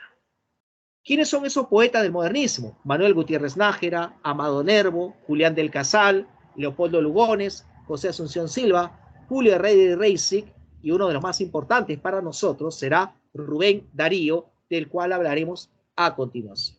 Ahora, fueron esos poetas modernistas quienes también cultivaron la narrativa expresada a través del cuento. O sea, ellos fueron poetas y a la vez cuentistas, como es el caso de José Asunción Silva, como es el caso de José Martí, como es el caso de Rubén Darío. Muy bien, entonces, hablemos a continuación de este escritor considerado el máximo exponente del modernismo. Rubén Darío nació en la ciudad de Metapa, en Nicaragua, en el año 1867. Su verdadero nombre fue Félix Rubén García Sarmiento, más conocido simplemente como Rubén Darío, un hombre que se inició en el ámbito del periodismo, pero fue gracias a la literatura que alcanzó una gran trascendencia. Es considerado el máximo representante del modernismo hispanoamericano. Rubén Darío tuvo el deseo de renovar la poesía de su país, la cual estaba influenciada todavía por los modelos románticos. Pero Nicaragua no le permitía un ambiente adecuado para el proceso de renovación. Lo que hizo Rubén Darío fue dejar su país y trasladarse a una sociedad mucho más abierta a las nuevas influencias. Esa sociedad cosmopolita la encontró en Chile. En Chile, Rubén Darío publicó su obra titulada Azul, y con la publicación de esta obra se inicia el modernismo. Entonces, Rubén Darío renovó definitivamente la lírica hispanoamericana al crear una nueva propuesta estética. Con el paso del tiempo, Darío se convirtió en el exponente más destacado del modernismo, muy influyente a nivel de Hispanoamérica, e incluso también vamos a ver cómo el escritor se permitió viajar hacia Europa, en donde tuvo un gran reconocimiento, fundamentalmente en España y en Francia. Sin embargo, su vida estuvo llena de excesos, por eso es que con un estado de salud lamentable retornará a su natal Nicaragua, dejando de existir en 1916. En lo que respecta a su producción literaria, podríamos hablar de algunos textos interesantes. Por ejemplo, destacan sus obras Azul, Prosas profanas, Cantos de vida y esperanza. Estamos hablando de obras líricas, y a ello se le suma un texto ensayístico cuyo título es Los Raros. A través de ese ensayo, Los Raros, Rubén Darío se permite realizar un estudio acerca de escritores europeos y norteamericanos. Hablemos de Azul, ¿sí? Conscientemente estoy con una camisa azul. Hablemos de Azul. Azul es una obra que adquiere importancia porque con su publicación se inicia el modernismo hispanoamericano.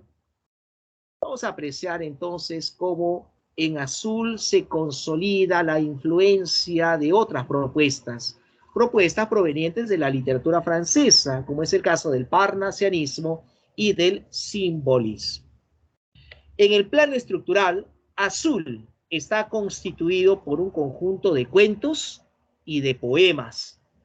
Lo que vamos a realizar a continuación es hablar acerca de los cuentos en un principio y posteriormente de los poemas presentes en esta obra. Hablemos de los cuentos de Azul. Los cuentos de Azul se caracterizarán por abordar una gran diversidad de temas. Sin embargo, hay uno que es considerado el tema principal, y ese tema principal es la situación de rechazo del artista en el mundo moderno. Recordemos que el artista se ha de sentir marginado por la sociedad, y es una situación que será perceptible en relatos emblemáticos como El Rey Burgués o El Sátiro Sordo. Entonces vamos a ver cómo la situación social del artista aparece aquí como tema principal. Otro detalle presente en los cuentos de Azul es que estos relatos van a incorporar una serie de elementos poéticos que permitirán establecer un vínculo cercano con los poemas presentes en Azul. ¿Cuáles son esos elementos poéticos presentes? Podríamos mencionar, acaso, expresiones de gran subjetividad. Entonces hay pasajes en los cuales el escritor nos muestra, pues, de pronto una serie de expresiones llenas de emociones y sentimientos. Pero sumado a esto, también en los cuentos de Azul aparecen elementos poéticos como imágenes de gran plasticidad. ¿Y a qué llamaremos imágenes de plasticidad o imágenes plásticas? Bueno, son expresiones que tienden a llamar la atención de nuestros sentidos. O sea, expresiones que impactan en lo visual, en lo auditivo, en lo táctil, en lo olfativo también, ¿por qué no? Entonces, vamos a ver cómo también aparecen esas imágenes plásticas, y evidentemente todo ello aparecerá expresado a través de una sonoridad verbal que resalta. Entonces, son esos los elementos poéticos presentes en los cuentos: expresiones de gran subjetividad, imágenes plásticas, sonoridad verbal. Eso mismo también encontraremos en los poemas. Poemas que, a propósito, también abordan diversos temas. Dentro de la estructura de Azul Por ejemplo, bajo el título del Año Lírico, encontraremos 4 poemas que hacen referencia a las estaciones del año. Hay otros poemas que centran su atención en la temática amorosa, como por ejemplo podríamos hablar de el poema A una estrella o Pensamiento de otoño. Y hay poemas que abordan su interés por los escritores, como es el caso de los medallones. Los temas son variados, pero prevalecen los siguientes: el amor y la naturaleza, la literatura y los escritores. Hay un detalle muy particular en estos poemas. Los poemas de Azul evidencian rezagos románticos, o sea, todavía la influencia del romanticismo está presente, básicamente en la temática, ¿no? El tema del amor y el tema de la naturaleza son temas desarrollados por el romanticismo. Entonces, eso es lo que podríamos mencionar en torno a Azul. Muy bien, dejemos de lado entonces a esta obra y finalmente vamos a hablar acerca de este último punto: poesía hispanoamericana contemporánea. Aquí aparece el escritor chileno Pablo Neruda, autor de 20 poemas de amor y una canción desesperada. Miren, alumnos, la poesía hispanoamericana contemporánea considerará a 3 connotados poetas como sus fundadores. Entre ellos, por ejemplo, aparece Rubén Darío, que como hemos visto, es el máximo exponente del modernismo. Otro de los fundadores de la poesía hispanoamericana contemporánea es César Vallejo, el más destacado poeta vanguardista del Perú. Y a ellos se le suma el poeta chileno Pablo Neruda, un escritor que en algún momento accede a la influencia de la vanguardia muy de moda en la época. Entonces, vamos a apreciar cómo tanto ellos como los otros poetas que aparecerán se encargarán de asimilar los aportes de la vanguardia, pero cada uno de ellos desarrollará un estilo propio, o sea, en ellos se hace perceptible un proceso de reformulación creativa y de búsqueda estética. Tras los fundadores, destacan también otros poetas. Es el caso de los chilenos Vicente Huidobro y Nicanor Parra, el mexicano Octavio Paz y el nicaragüense Ernesto Cárdenas. Entonces, veamos a continuación algunos detalles biográficos de Pablo Neruda. Pablo Neruda se constituye como un destacado poeta chileno quien nació en la localidad del Parral, Chile, en 1904. Su verdadero nombre es Ricardo Eliezer Neftalí Reyes Basualto, quien será conocido simplemente como Pablo Neruda. Se especula de que el origen de este seudónimo radicaría en el aprecio que sentía este escritor cuando era joven hacia un escritor checo llamado Jan Neruda. Reitero, no lo afirmo, es solamente una especulación. Pablo Neruda, con el paso del tiempo, se convertirá en un connotado escritor chileno, quien también ha desarrollado una interesante trayectoria diplomática y política. Fue cónsul de Chile en lugares muy alejados de nuestro continente, Birmania, Ceilán, Sri Lanka, entre otros, y además también él fue embajador de Chile en Francia. Además, en su país ejerció la labor de senador e incluso fue candidato a la presidencia de su país, desistiendo de ello. En el año 1971, Neruda es acreedor al Premio Nobel de Literatura en reconocimiento a su importante propuesta lírica. A lo largo de su vida, Neruda compartió su amor con algunas mujeres. Por ejemplo, en algún momento, con María Antonieta Hagenard, conocida con el apelativo de Maruca. Más adelante, con Delia del Carril y finalmente con Matilde Urrutia.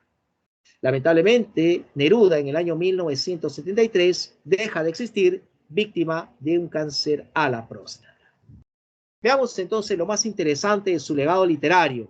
Neruda ha sido autor de interesantes poemarios, entre los cuales destacan títulos como Crepusculario, 20 poemas de amor y una canción desesperada, El hondero entusiasta, Residencia en la tierra, Tercera residencia, Canto general, Los versos del capitán, Odas elementales, Nuevas odas elementales, Memorial de Isla Negra, 100 sonetos de amor, etc. También en Neruda destacan 2 libros de memorias, Confieso que he vivido y Para nacer he nacido. Lo más interesante de la producción literaria de Neruda, indudablemente, es su poesía.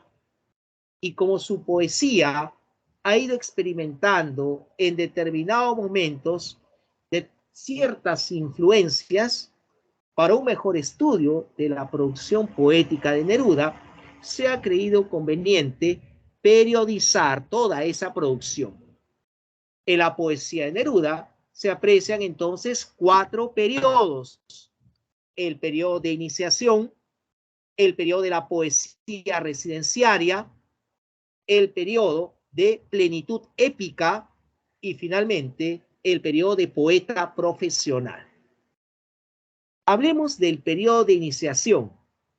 El periodo de iniciación se caracteriza porque en él todavía se aprecia la influencia del modernismo, pero al mismo tiempo se hace perceptible la incorporación de elementos vanguardistas. Y todo ello, entonces, se produce dentro del ámbito del mundo de la naturaleza. Saber entonces cómo prevalece en este periodo de iniciación el tema del amor. Hay poemarios que pertenecen entonces a este periodo de iniciación. Podríamos hablar de El hondero entusiasta y de 20 poemas de amor y una canción desesperada, una obra muy reconocida. Hablemos entonces de este poemario.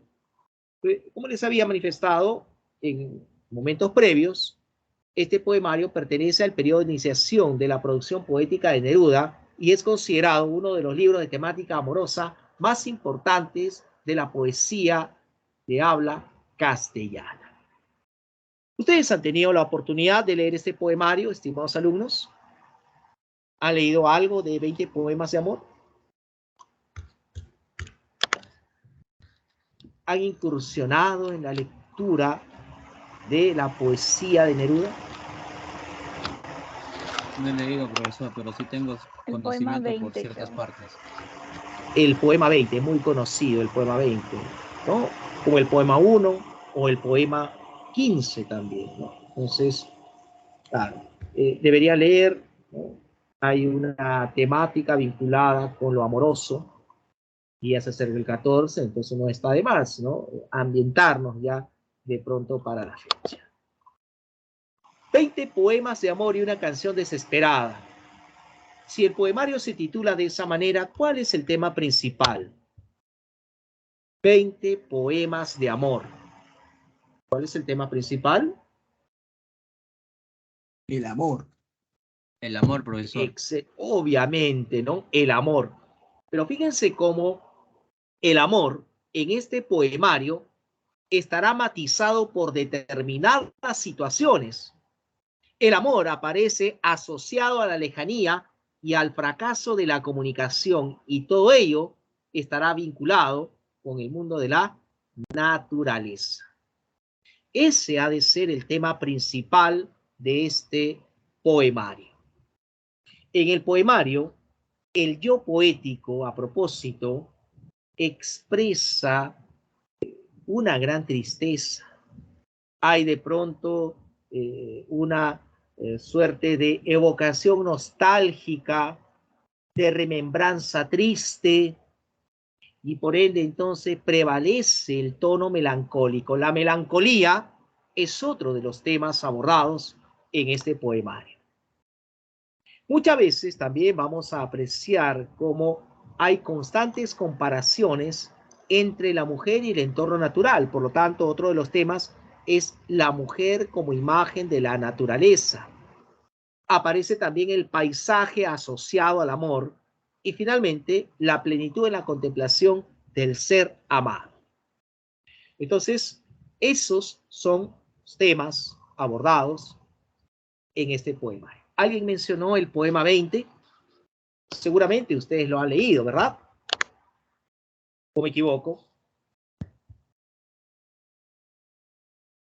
No sé si les habrá El que pasado. menciona de la noche está estrellada. Ese, ¿verdad? Así es. No sé si a ustedes les habrá pasado, pero de pronto esa personita especial ya no está a su lado, ¿no? Prefirió a otra persona, ¿no? A otra Clara Chía de repente prefirió, entonces hay que aceptarlo. Pero de pronto para acompañar nuestro momento de soledad podemos leer, ¿no? ¿Y qué nos dice el poema 20? Puedo escribir los versos más tristes esta noche. Escribir, por ejemplo, la noche está estrellada y tiritan azules los astros a lo lejos. El viento de la noche gira en el cielo y canta. Puedo escribir los versos más tristes esta noche. Yo la quise y a veces ella también me quiso. En las noches como esta la tuve entre mis brazos. La besé tantas veces bajo el cielo infinito. Ella me quiso. A veces yo también la quería. ¿Cómo no haber amado sus grandes ojos fijos? Puedo escribir los versos más tristes esta noche, pensar que no la tengo, sentir que la he perdido, oír la noche inmensa, más inmensa sin ella, y el verso cae al alma como al pasto el rocío. ¿Qué importa que mi amor no pudiera guardarla? La noche está estrellada y ella no está conmigo. Eso es todo. A lo lejos alguien canta, a lo lejos. Mi alma no se contenta con haberla perdido. Como para acercarla, mi mirada la busca, mi corazón la busca y ella no está conmigo. La misma noche que hace blanquear los mismos árboles. Nosotros, los de entonces, ya no somos los mismos. Ya no la quiero, es cierto, pero ¿cuánto la quise? Mi voz buscaba, en este caso, su cuerpo claro, sus ojos infinitos, en fin, ¿no? Es lo que vamos a poder apreciar en estos versos que nos transmite el poema 20, ¿no? Y no concluyo porque no sé quién está manipulando aquí, pero en fin, vamos a ver, vamos a tomar el control de esto para evitar pues, problemas. Bueno, aparecía acá, por ejemplo, el poema número 1, ustedes pueden leerlo también. Y fíjese la gran connotación que tiene el poema número 1. Connotación porque no solamente es el amor del cual se habla aquí, sino también hay otros aspectos, como lo sexual, por ejemplo, ¿no? Cuerpo de mujer, blancas colinas, muslos blancos, te pareces al mundo en tu actitud de entrega. Mi cuerpo de labriego salvaje te socava y hace saltar el hijo del fondo de la tierra. Fui solo como un túnel, de mí huían los pájaros y en mí la noche entraba su invasión poderosa. Para sobrevivirme te forjé como un arma, como una flecha en mi arco, como una piedra en mi onda. Pero cae la hora de la venganza y te amo, cuerpo de piel, de musgo, de leche ávida y firme. Ah, los vasos del pecho. Ah, los ojos de ausencia. Ah, las rosas del pubis. Ah, tu voz lenta y triste. Cuerpo de mujer mía, persistiré en tu gracia, mi sed, mi ansia sin límite, mi camino indeciso. Oscuros cauces donde la sed eterna sigue y la fatiga sigue y el dolor infinito. Entonces es una muestra, pues, de que el amor no solamente pues es sinónimo de besos, abrazos, sino que también, o sea, lo carnal, lo corpóreo, ¿no? También es parte del amor, ¿no? Cuerpo de mujer, blancas colinas. Acá evidentemente se establece una comparación entre el cuerpo de la fémina, ¿no?, con la orografía del paisaje, ¿no?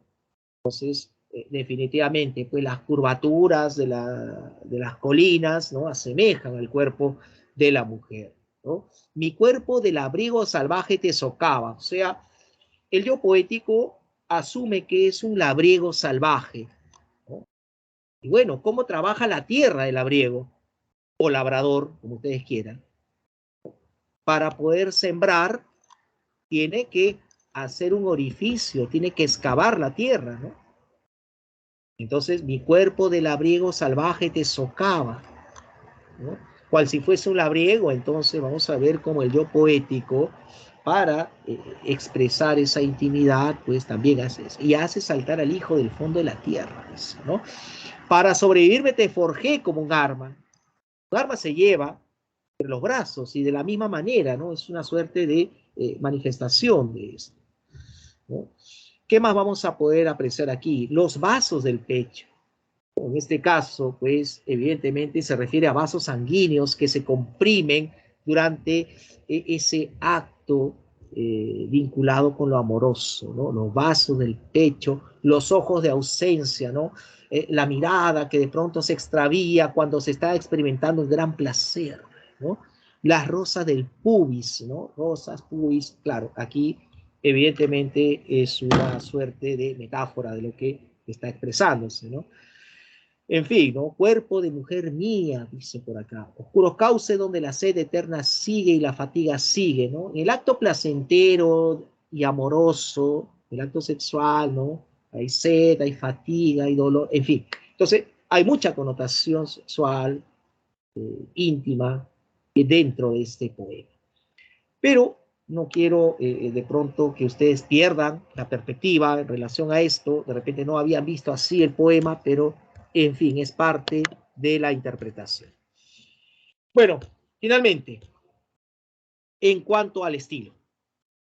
En cuanto al estilo, vamos a apreciar como en 20 poemas de amor y una canción desesperada, si bien es cierto, algunos poemas conservan la métrica tradicional, prevalece el empleo del verso libre. Y también encontraremos la presencia de elementos neorrománticos.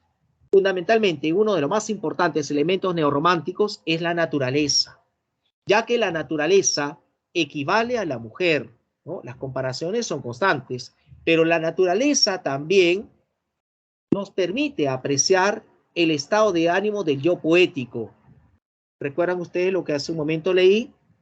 Puedo escribir los versos más tristes esta noche, escribir, por ejemplo, la noche está estrellada y tiritan azules los astros a lo lejos. O sea, el sentimiento que experimenta el yo poético se relaciona con el entorno natural. Ahora, por otro lado, se plantea en este poemario la idea de complementariedad. El poeta y la amada forman un todo. Fíjese cómo se plasma la idea de complementariedad. Para sobrevivirme te forjé con un arma, como una flecha en mi arco, como una piedra en mi onda. ¿El arco sin la flecha funciona? ¿Qué opinan ustedes? ¿El arco sin la flecha funciona? No, profesor. No. ¿La onda sin la piedra funciona? Creo que no, ¿verdad? No. Entonces, efectivamente, se plantea ahí la idea de complementariedad, ¿no? Es evidente también apreciar esto. Finalmente, hemos hecho referencia constantemente al cuerpo de la mujer. El cuerpo se convierte en un lugar privilegiado a través del cual se pueden restablecer los vínculos perdidos entre el hombre y la naturaleza. Bien, entonces, eso sería todo en cuanto a la exposición de la presente clase. Así que no sé quién había movido, pero vamos. Nuevamente comparto las claves de las preguntas propuestas para esta presente semana. Bien, entonces eso sería todo por el día de hoy, estimados alumnos. Mi agradecimiento por la atención prestada. Y bueno, conmigo será hasta nuestra siguiente clase. Muchísimas gracias. Cuídense bastante. No se olviden de repasar. Nos estaremos encontrando el siguiente jueves. Chao, cuídense, nos vemos. Chao, profesor, gracias. Chao, Chao. profesor. Hasta luego, A usted. profesor. Cuídese. Hasta Buen luego, día. profesor. Cuídese, que tenga buen día. Hasta luego, profesor. Buenas tardes.